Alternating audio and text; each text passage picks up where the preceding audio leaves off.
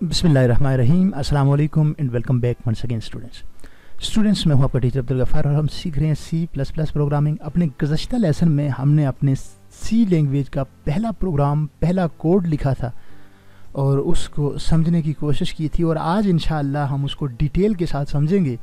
और आज के पिछले लेसन में हमने इसको कंपाइल किया था, फिर रन किया था, और साथ ही कंपाइल एंड रन एक साथ भी आप कर सकते हैं। इसके साथ ही बटन है डेव C++ के अंदर, यहाँ पर क्लिक करके इस प्रोग्राम को कंपाइल एंड रन कर सकते हैं। आप देख सकते हैं कि आपने जो कोड लिखा उसका रिजल्ट कंसोल स्क्रीन पे आपको नज़र आ रहा है। Hello world, welcome to JK academy. आज के इस लेसन में इस पूरे प्रोग्राम को हम समझेंगे कि ये क्या है, किस तरह काम करता है, और उसके लिए मैंने पावर पॉइंट की एक स्लाइड बनाई है जो स्क्रीन पर आपको नज़र आ रही है। मैं क्लिक करके पावर पॉइंट की स्लाइड पर जाता हूँ और ये कोड आज हमने लिखा है, जिसमें सबसे पहले हेडर फाइल लिखी है, उसके बाद स्टैंडर्ड है, उसके बाद मेन फंक्शन है, उसके बाद बॉडी है प्रोग्राम की। इन तमाम चीज़ों पर डिस्कस करते हैं क्या है। सबसे टॉप पर आपको प्रोग्राम जहाँ से शुरू होता हुआ नज़र आ रहा है ऐश इंक्लूड के साथ, इनको हम हेडर फाइल्स या प्री प्रोसेसर डायरेक्टिव्स कहते हैं। जो भी आपको हैश या पाउंड सिंबल के साथ लिखा हुआ वर्ड नज़र आ रहा है इंक्लूड, इसको आप प्री प्रोसेसर डायरेक्टिव कहते हैं। और प्री प्रोसेसर डायरेक्टिव अमूमन हमारे पास दो तरह के होते हैं। एक को हम user defined pre processor directive कहते हैं और एक को हम build in pre processor directive कहते हैं। ये बेसिकली आपका build in pre processor directive है और इसके अंदर आपने हेडर फाइल इंक्लूड की है। हेडर फाइल कौन सी है? iostream हेडर फाइल है। बाज़ औक़ात आप iostream.h भी लिखते हैं, लेकिन अगर iostream भी लिखेंगे तब भी ये काबिल कबूल है। iostream से मतलब इनपुट आउटपुट स्ट्रीम। जब भी आपने प्रोग्राम में इनपुट या आउटपुट लेना होता है, यानी सी इन सी आउट, प्रिंट एफ या स्कैन एफ का इस्तेमाल करना होता है, तो इस हेडर फाइल को इंक्लूड करना होता है। और ये हेडर फाइल काम करती है प्रिंट एफ, स्कैन एफ, सी इन सी आउट के साथ मिलकर। ये ब्रैकेट्स जो हैं आपको नज़र आ रही हैं, इन ब्रैकेट्स को आप एंगल ब्रैकेट्स कहते हैं। आगे चलकर हम इसके हवाले से बात भी करेंगे। स्टूडेंट्स, दूसरे नंबर पर आपकी फ़ाइल नज़र आई थी इंक्लूड conio.h। ये भी एक हेडर फाइल है जो प्री प्रोसेसर डायरेक्टिव के अंदर लिखी गई है। उसके बाद इससे फ़ौरन नीचे यूजिंग नेम स्पेस std जो वर्ड लिखा हुआ एक स्टेटमेंट लिखी हुई नज़र आ रही है। इस स्टेटमेंट को स्टैंडर्ड स्टेटमेंट कहते हैं। और ये स्टेटमेंट अमूमन जब भी आपने सी इन सी आउट प्रोग्राम में अगर लेना हो तो इस स्टेटमेंट का भी इस्तेमाल करना पड़ता है iostream के साथ। अगर ये इस्तेमाल यहाँ नहीं करते तो यहाँ पर इस सी आउट के साथ इसका इस्तेमाल करना पड़ता है। यानी अगर आप यहाँ पर using name space std miss कर दें तो सिर्फ std यहाँ सी आउट से पहले लिखना पड़ता है और कॉलन दो बार लगाने पड़ते हैं, और फिर उसके बाद यहाँ पर ये स्टैंडर्ड इनपुट या आउटपुट फंक्शन डील किया जाता है। इसलिए उससे बचने के लिए, क्योंकि सी आउट एक प्रोग्राम के अंदर एक से ज़्यादा बार हो सकते हैं और एक से ज़्यादा बार अगर हैं तो हर बार आपको std लिखना पड़ेगा और एक प्रोसीजर अप्लाई करना पड़ेगा। उससे बचने के लिए एक ही बार आप इस स्टैंडर्ड स्टेटमेंट को मेन फंक्शन से पहले लिख देते हैं, फिर बार बार इसको इस्तेमाल करने से बच जाते हैं। स्टूडेंट्स, उसके बाद तीसरे नंबर पर जो मेन चीज़ है आपके प्रोग्राम की, that is your programme main function. ये आपके प्रोग्राम का मेन फंक्शन है। इंट मेन से शुरू हो रहा है और याद रखिएगा जिस भी वर्ड के आगे आपको ये ब्रैकेट्स नज़र आए, यानी छोटी ब्रैकेट्स नज़र आए, आप बिला तकल्लुफ़ कह सकते हैं कि ये फंक्शन है। सी या C++ प्रोग्रामिंग में फंक्शन की जो अलामत है वो ये ब्रैकेट है, यानी छोटी ब्रैकेट। जब भी आपको छोटी ब्रैकेट किसी वर्ड के साथ नज़र आए वो फंक्शन है। वो यूज़र डिफाइंड फंक्शन भी हो सकता है और बिल्ड इन फंक्शन भी हो सकता है, लेकिन फंक्शन की अलामत ये ब्रैकेट होती है। मेन फंक्शन क्या है? बहुत अहम हिस्सा है आपके प्रोग्राम का। कोई भी कोड या कोई भी प्रोग्राम जो C या C++ में लिखा गया हो वो मेन फंक्शन के बगैर शुरू नहीं हो सकता। आपके प्रोग्राम की एग्जीक्यूशन मेन फंक्शन से शुरू होती है। इस करली ब्रैकेट को रीड करने के बाद आपका प्रोग्राम का जो कंट्रोल होता है स्टेटमेंट्स को समझता है, स्टेटमेंट्स को रीड करता है, और स्टेटमेंट्स को रीड करते साथ ही इसके साथ जुड़ी हुई हेडर फाइल्स जो हैं उनके साथ कंसल्ट करता है। और अगर हेडर फाइल मिस है तो यहाँ पर एरर देता है आपको। डीबगर जो है वो एरर देता है और बताता है यहाँ पर ये हेडर फाइल मिस है। तो इस तरह आपकी प्रोग्राम की जो एग्जीक्यूशन है वो मेन फंक्शन से स्टार्ट होती है। उसके बाद स्टूडेंट्स, तीसरे नंबर पर जो बड़ी अहम चीज़ है वो है आपकी प्रोग्राम की बॉडी, जो इस और इस ब्रैकेट के साथ शुरू होती है। इस ब्रैकेट को आप करली ब्रैकेट, इन दोनों ब्रैकेट्स को आप करली ब्रैकेट्स कहते हो। करली अमूमन गुंगरियाली चीज़ को कहते हैं करली, और आप देख सकते हैं ये गुंगरियाली सी है, इसलिए इसका नाम भी करली ब्रैकेट ही रखा गया है।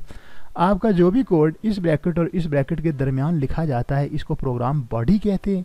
ये प्रोग्राम की बॉडी होती है।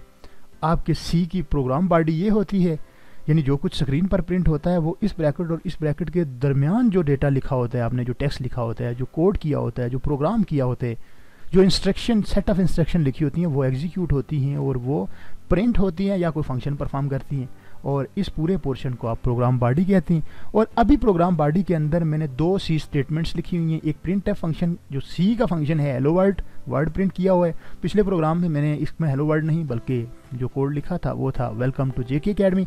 और सी आउट एक सी आउट स्टैंडर्ड आउटपुट है जो सी का एक स्टैंडर्ड आउटपुट है जिसके अंदर मैंने हेलो वर्ल्ड प्रिंट किया है। और इसके साथ ये जो ब्रैकेट्स आपको नज़र आ रही हैं, ये जो लेस देन का साइन नज़र आ रहा है, इसको आप एंगल ब्रैकेट कहते हैं।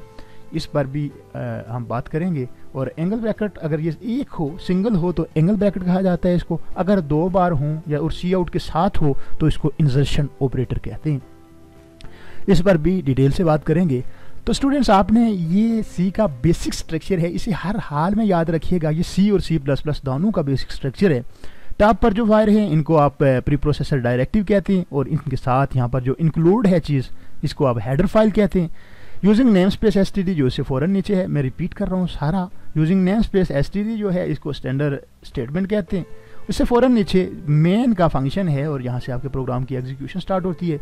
और इससे फ़ौरन बाद जो करली ब्रैकेट्स के अंदर जितना भी कोड लिखा हुआ है इसको आप प्रोग्राम बॉडी या सी स्टेटमेंट कहते हैं। ये चीज़ें आप याद रखिएगा। जब भी कोड लिखें तो आप सी का या सी प्लस प्लस का जब भी आप कोड लिखना चाहें तो आप ये चीज़ें पहले से लिख कर रख दें। ये बेशक बॉडी के अंदर जो लिखना है वो खाली छोड़ दें, लेकिन ये सारी चीज़ें आप पहले लिख कर रख दें, और तमाम तर लॉजिक जो आपने अप्लाई करनी है वो यहाँ पर सी की मेन की बॉडी के अंदर लिखनी है। तो इस तरह स्टूडेंट्स आपने याद रखना है कि ये तमाम चीज़ें आपका सी की स्ट्रक्चर का हिस्सा हैं, और हर बार जब भी आप कोड लिखें इसी स्ट्रक्चर को फॉलो कीजिएगा। आगे बढ़ते हैं और देखते हैं कि ये सिंबल जो शार्प की सिंबल है, हैश की सिंबल है, ये नंबर की सिंबल है, इसको सी प्लस प्लस प्रोग्रामिंग के अंदर पॉइंट सिंबल कहते हैं। और जब भी आप प्री प्रोसेसर डायरेक्टिव का आगाज़ करते हैं तो पॉइंट सिंबल के साथ ही करते हैं।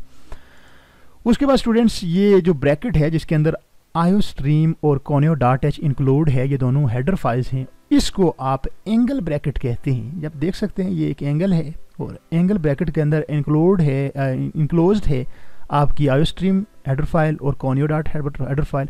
आयो स्ट्रीम डॉट एच भी अगर आप लिखेंगे तो यकीनन आपका जो कंपाइलर है वो एरर नहीं देगा, आप इसे चेक कर सकते हैं।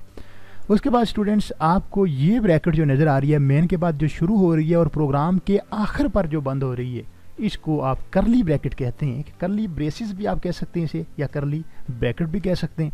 याद रखिएगा कि मेन के अंदर जितनी भी बॉडी होती है वो इस करली ब्रैकेट के साथ, इस करली ब्रैकेट के अंदर ही होती है, और सबसे आखिर पर आपकी ये करली ब्रैकेट बंद हो रही होती है। बाज़ का स्टूडेंट ये गलती कर देते हैं कि करली ब्रैकेट शुरू तो करते हैं, बंद इसको नहीं करते, या इसके बंद करने के बाद भी कोई स्टेटमेंट लिख रहे हैं तो वहाँ पर ये एरर दे रही होती है। इसलिए याद रखिएगा कि जितना भी कोड है वो इस करली ब्रैकेट के अंदर ही मौजूद होगा, तभी ही वो काबिल कबूल होगा। उसके बाद स्टूडेंट्स ये आपकी सी आउट हेलो वर्ल्ड स्टेटमेंट जो है, स्ट्रिंग के बाद ये जो कोटेशन के अंदर चीज़ लिखी हुई है इसका दूसरा नाम स्ट्रिंग भी है, इसको स्ट्रिंग भी कहा जाता है। ये डबल कोट्स हैं, और जो चीज़ आपने एज इट इज़ प्रिंट करवानी हो स्क्रीन पर, एज इट इज़ का मतलब हो बहू सेम, तो उसको लिखने के लिए आप कोटेशन का इस्तेमाल करते हैं, जिनका इस्तेमाल आपके सामने मैंने यहाँ पर किया है। इसके आखिर बार चूँकि स्टेटमेंट ख़त्म हो गई, ये सी आउट की एक सी प्लस प्लस की स्टेटमेंट थी, और इसके ख़ात्मे के बाद मैंने एक सेमीकॉलन लगाया जो इस बात की निशानदेही कर रहा है कि यहाँ पर ये एक स्टेटमेंट इख्तिताम को पहुँची। इस सेमीकॉलन को आप स्टेटमेंट टर्मिनेटर के नाम से जानते हैं प्रोग्रामिंग में। उसके बाद स्टूडेंट्स आगे है ये कोटेशन, इसको आप डबल कोट्स कहते हैं। मैंने आई थिंक स्पेलिंग गलत लिखे हैं, डबल कोटेशन इससे मुराद है डबल कोट्स या डबल कोटेशन। जो चीज़ आपने एज इट इज़ स्क्रीन पर प्रिंट करवानी होती है उसको आप डबल कोट्स या डबल कोटेशन कहते हैं। उसके बाद स्टूडेंट्स आपको सी आउट के साथ ये जो 2 ब्रैकेट्स नज़र आ रही हैं, 2 सिंबल्स, इसको आप इंसर्शन ऑपरेटर कहते हैं। और इस तरह स्टूडेंट्स आपने देखा कि ये आपका सी प्लस प्लस के अंदर या सी लैंग्वेज के अंदर लिखा हुआ कोड, और उसको हमने मुकम्मल अंडरस्टैंड करने की कोशिश की कि इसके अंदर जो एलिमेंट हैं उनको हम क्या कहते हैं प्रोग्रामिंग के पॉइंट ऑफ व्यू से। अगर कोई चीज़ अधूरी रहेगी तो मुझे ज़रूर याद करवाइएगा कमेंट्स की सूरत में, मैं उस पर मज़ीद रोशनी डाल दूँगा, मैं उस पर मज़ीद बात कर लूँगा। हाँ, मेन से पहले आपको एक इंट लिखा हुआ नज़र आ रहा है, ये इंट जो है ये इसकी डेटा टाइप है। आगे चलकर हम डिटेल के साथ बात करेंगे डेटा टाइप्स क्या होती हैं, सी आउट सी इन फंक्शन के हवाले से बात करेंगे। उसके हवाले से बहुत कुछ हम प्रोग्रामिंग में सीखने जा रहे हैं और इंशाल्लाह आपके लिए ये लेक्चर बहुत ज़्यादा हेल्पफुल रहेंगे। ज़रूर बताइएगा कमेंट्स की सूरत में, ज़रूर बताइएगा कि आपके लिए ये लेक्चर कैसे हैं, आपको ये लेक्चर कैसे लग रहे हैं, क्या आपको समझ आ रही है। और किसी भी तरह का कोई क्वेश्चन है तो वो ज़रूर पूछिएगा कमेंट्स की सूरत में। और कमेंट्स के साथ साथ अगर कमेंट्स की सूरत में नहीं पूछना चाहते हैं तो आप ईमेल कर सकते हैं या व्हाट्सएप पर भी ये क्वेश्चन पूछ सकते हैं। मैं अपनी पहली फुर्सत में आपको जवाब देने की कोशिश करूँगा। स्टूडेंट्स, लास्ट में हर बार की तरह यही कहूँगा कि बड़ी मेहनत के साथ आपके लिए ये ट्यूटोरियल बनाए जाते हैं और आपसे सिर्फ इतना तावन मांगा जाता है कि जहाँ पर ये ट्यूटोरियल देख रहे हैं वहाँ पर इसको लाइक करने के साथ साथ कमेंट कर दीजिए और अगर मुमकिन हो तो चैनल को सब्सक्राइब कर दीजिए। और यकीनन आपके लिए मुमकिन है, कोई इतना बड़ा काम नहीं है। सब्सक्राइब करके बेल का जो आइकन है उसे क्लिक कर दीजिए ताकि जब भी हम कोई नया ट्यूटोरियल नया लेक्चर अपलोड करते हैं तो आप तक बर वक्त पहुँच सके। अपने फ्रेंड्स के साथ शेयर कीजिए। मेरा खालिस्तान मकसद ये है कि किसी की हेल्प हो जाए।